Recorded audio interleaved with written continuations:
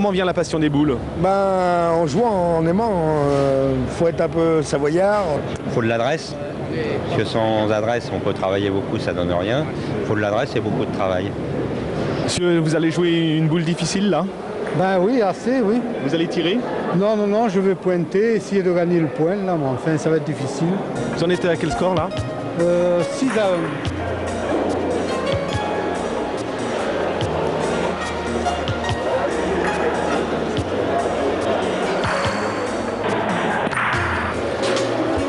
Quand on a l'occasion au travail ou enfin n'importe où, on parle de la Lyonnaise, quoi, parce qu'on a envie que les gens viennent et nous rejoignent. Est-ce que c'est une façon de se rencontrer entre copains? Aussi, bien sûr. Hein. Pour avoir des bons résultats, il faut avoir de bons copains, de jouer avec des bons joueurs, mais aussi avec des joueurs de bon niveau et d'une bonne camaraderie. Est-ce que c'est un plaisir de jouer aux boules lyonnaises? C'est pas un plaisir, c'est un vice. On peut pas s'en passer? Ah, on peut pas.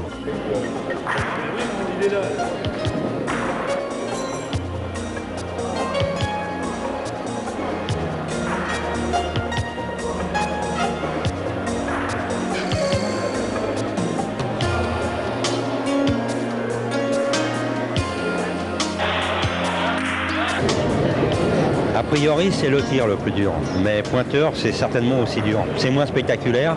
Nous les pointeurs, pour aller au but, nous avons entre 12 et 20 mètres à faire rouler une boule sur un terrain accidenté. Alors, je ne dis pas que j'en parle savamment, mais dans mes jeunes années, j'ai longtemps tiré, et maintenant je pointe. Vous organisez combien de tournois dans l'année?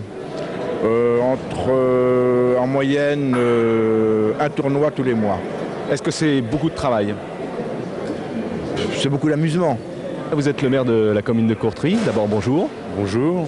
Alors, passionné par les boules? Intéressé par les boules et passionné, on peut le dire, au niveau des boules lyonnaises, parce que j'ai découvert ce sport quand l'amicale des boules de Courtry se crée. Et je suis toujours fasciné par l'adresse des compétiteurs qui change complètement de la pétanque, parce qu'on a tous pratiqué plus ou moins la pétanque, mais alors la boule lyonnaise, c'est quelque chose d'extraordinaire et je suis fasciné effectivement par ce que je vois régulièrement ici. Combien de joueurs à peu près donc sur le club de Courtry? Ah ben, on compte à peu près 80 joueurs.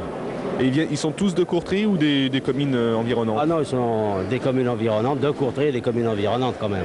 On ne peut pas avoir un club avec uniquement des joueurs de... Surtout que Courtry, c'est pas un énorme pays. Une ambiance sympa dans ce club? Oui, bien sûr, il le faut. Hein. Sans ça, il ne faut pas oublier que quand même ce sont des gens qui sont bénévoles. Alors donc il faut quand même qu'il y ait une amitié, une sympathie et un dévouement, bien sûr.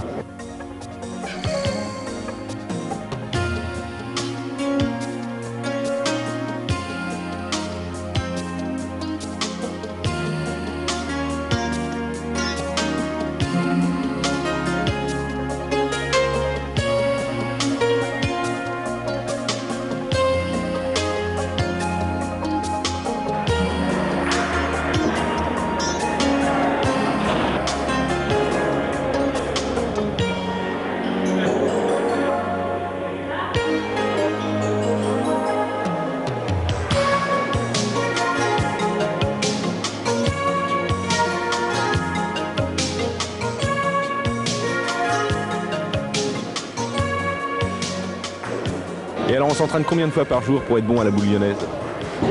Disons qu'il faut s'entraîner au moins 2 fois par semaine, quand même. Combien d'heures?